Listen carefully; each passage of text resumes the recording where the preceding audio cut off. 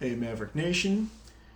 So, we are almost upon a brand new season of Maverick Athletics, which means season 2 of Bullpen Bites is almost here. We got a lot to look forward to this coming season for Maverick Athletics. So, I figured let's sit and do kind of a year-end preview to kind of see what we got to look forward to.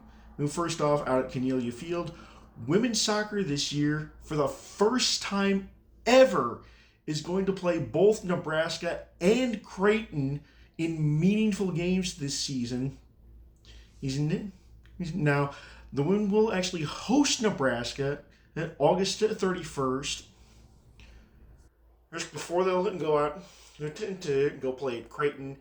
Now, unfortunately, this will not be a true I-80 derby, as in Nebraska and Creighton will not be playing each other this year. But of course, if UNO can beat both Nebraska and Creighton, well, that settles the debate of who's got the best women's program in the state anyway. Okay, so at least there's that. Now, moving over to Baxter Arena, women's basketball begins a brand new era this year with head coach Jamie Carey after the dismissal of former coach Carey Banks. Now, Coach Carey comes in just last year, winning a conference championship with Texas San Antonio of the AAC. She's got a wealth of coaching experience and a wealth of success behind it, including a Sweet 16 appearance with Texas. And not only does she have that experience as a coach and former college player, but also a former WNBA player. So she knows what it's going to take to get past that college level and move on to that professional level. Well, now, she has brought in a brand new coaching staff along with her. They are going to have a little bit of their work cut out for them going into the season, however, as the Mavs will return only 3 members from last year's team. Coach Carey and her coaching staff, however, have started to make up for that by recruiting a ton of local talent and getting commitments from that local talent to come in and play for UNO in the future. We'll have to wait and see how things play out not only this year, but the years ahead, and see if Coach Carey can bring that same success to Omaha basketball that it's been lacking on the women's side in the past few years. Now, for men's basketball, of course, one of the big stories is that men's basketball is going to be part of the opening day marathon, day 1 of college basketball, as they will head up to Sioux Falls as part of the Field of 68 marathon to take on the Razors of Murray State on national TV. That game time set for 12:30. Maverick fans, if you can make that trip, hip up there. I would definitely suggest doing it. The Denny Sanford Center is not only an awesome arena, but honestly, having a big showing, Maverick fans, is to go up there when it's a fairly short drive for us being on national TV as part of something so big. It is going to make us just look just that much more legitimate as a college basketball program, especially with being a mid-major. Now, of course, the other story is that for the first time, men's basketball will be hoisting their first conference championship banner as well as their first tournament appearance banner on opening night of Baxter. So that's certainly something to look forward to. Now, some people are probably expecting me to talk about the other sport that's hosted in Baxter Arena, but we'll get to that in just a little bit. Instead, we're going to move across the creek into Maverick Park and Connie Clausen Field. They'll just talk a little bit about softball. Softball will be going into this year after their 3rd straight conference championship and 3rd straight appearance in the national tournament. they will be seeking appearance number 4 for not only the national tournament, but a 4th consecutive conference and championship this year. Now, Mavs are going to have a very good chance of it in doing that. It is not only have they added some pop at the plate, but ace pitcher Cameron Meyer is going to be back again in the circle for the Mavs this year. Look for the Mavs to certainly not only make some continued noise within the Summit League, but also perhaps a little bit on the national stage, especially in the non-conference, where they have been absolutely dominant. Now, that dominance not only extends to the field of play, but also to the classroom. And it was just revealed earlier this past week here that UNO softball as a team has the 3rd highest collective GPA out of all of Division I softball at a collective team GPA of 3.78. Again, that is 3rd highest in the nation out of all Division I softball. Well, certainly a feather in the cap for the softball program and for the athletic department and academic departments here at UNO. Now, big question will be, is it time to start talking about dynasty when it comes to Omaha softball? Well, certainly 3 straight conference championships in 3 years, 3 straight appearances in the national tournament, a possible 4th on deck this year. Honestly, it may be time to start calling this a dynasty for Omaha softball. Now, finally, we're going to go ahead and we're going to move back into Baxter Arena with the big story, not only for college hockey, but also hockey for UNO, but nationally, with the doors now open to the Canadian Hockey League for recruiting. Now, Coach Gabinet and the Mavs have been absolutely proactive about getting as much high-end talent out of the CHL as they can. And Coach Gabinet has absolutely raided Alberta to bring in some top CHL talent. Now, excuse me. Now, why is that a big deal? And why is it potentially an advantage for UNO that the CHL is now wide open for recruiting? Well, here's why it's a potential advantage for UNO. Now, for those who may not know, before coming in at the bench boss for the Mavs, Coach Mike Gabinet was actually a head coach in the Canadian college hockey ranks for the Northern Alberta Institute of Technology, OOCS. Now, before anybody goes asking what the heck is an OOC, I've actually looked into it a little bit. Supposedly, it is a loose Inuit translation for snow owl. So, in case you were wondering just what the heck that is, well, there you go.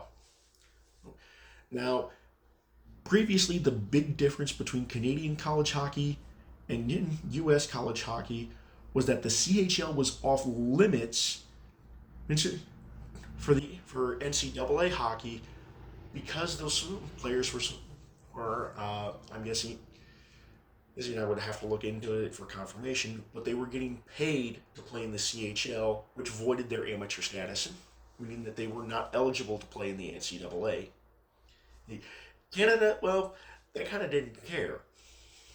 When it came to the college hockey rank, in fact, players for Canadian college hockey and the CHL could actually bounce back and forth as much as they wanted, both in and out of season. And because of that, Mike Gabinet was able to build relationships with teams in the CHL, with their front offices, with their coaching staffs. And he helped lead Nate to an undefeated 35-0 season before coming into Omaha. Now, again, that could be a huge advantage for UNO in terms of recruiting players out of the CHL, because he has those connections that many other coaches in the NCAA, they just don't have. And now, of course, you also have to consider the impact of NIL on that recruiting for getting kids out of the CHL. Now, big reason why that could be a huge impact. And let's take an example of it as something that just happened this offseason with the Penn State Nittany Lions and their hockey program offering the top prospect in the CHL an NIL contract for $700,000 to come in and play for the Nittany Lions. Now, to put this in perspective, that is essentially the equivalent of an NHL entry-level contract to come in and play for Penn State. Now, depending on things, NIL could potentially have a huge impact on how college hockey recruits, especially if teams have that kind of money to throw around at CHL recruits. Now, what could that impact it be? Well, on the positive side of things, with the CHL now being open for recruiting, smaller schools like UNO with an asset like Matt Gabinet could end up getting potentially the higher grade recruits out of the CHL, raising up their program, and bringing these smaller schools and smaller programs to more national prominence. Now, on the backside of things with NIL, you have the potential where these household name schools like Penn State, Michigan State, basically anybody out of the Big Ten, could potentially throw tons and tons of money around because let's be honest, they have it, and throw tons of money at these CHL recruits, get every possible top prospect out of the CHL, to come and play for them, leaving lower end conferences and lower end schools to fight over the table scraps of whatever's left out of the CHL, and potentially any talent that they can poach out of the USHL as well. Now, of course, the negative for this is that college hockey, if this were to become the norm, remember you have all these big name schools throwing around hundreds of thousands of dollars just to bring in the top recruits out of the CHL, it could narrow it down to where college hockey is basically just the Big Ten Conference, because those schools have that kind of money to throw at recruits. Now, condensing things down a little bit, it's into where the focus is just on the NCHC, kind of getting away from recruiting in the CHL a little bit. Now, the NCHC is now going to move away starting this year from the Frozen Face-Off in St. Paul, so that is no longer a thing anymore. We're starting this year. Your campus sites are going to be used throughout the conference tournament, which means that potentially locking up a 1 through 4 seed could mean that you are playing for the conference tournament and championship on your home ice. He's in front of your home crowd. Now that can be a big thing. I think as far as revenue goes, especially for UNO, with it and getting more with potentially having more home games, especially if you get into those top 4 seeds, means you're guaranteed at least two more home games in addition to your regular season. If you can lock up one of those top four seeds, and if you get home ice throughout the playoffs, and make it all the way into the championship game with home ice, that's potentially 4 extra home games that you get to have. If potentially 5. If that first round series goes to a full best of 3. And of course, this before St. Thomas joins the conference next year. Here is our 10th team now. But we will see how all they want to do conference playoffs. And after St. Thomas joins, these current rumblings are they wouldn't do a play-in series. I believe, and again, I would have to look into this for a little bit more clarity. But that play-in, I believe, would be 7 hosting 10 and 8 hosting 9. You need to lock up those 7 and 8 seeds in a 1-game play-in. Again, I am not entirely sure if that's what they are going to go with. We'll see.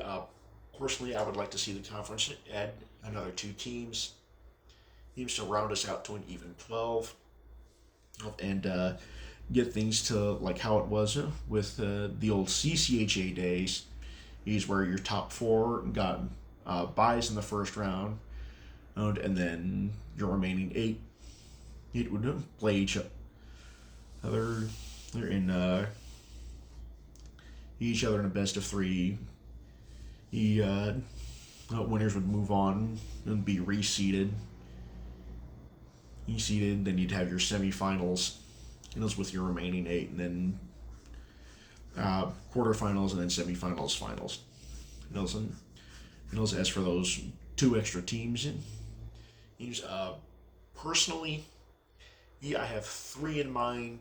Potentially Lindenwood, because it will expand that Midwest footprint for the NCHC. And as for the other 2 that I would have in mind, and I would like to see the conference go after either Augustana or Minnesota State Mankato. But those are my picks for the 3. But anyway, we got a lot to look forward to with the upcoming season of Maverick Athletics. Now, women's soccer will kick things off here Thursday against Northern Colorado. Hope to see you guys out there or anywhere else. Those Maverick Athletics are being played throughout the rest of the year. And until we get things going, as always, go Mavs.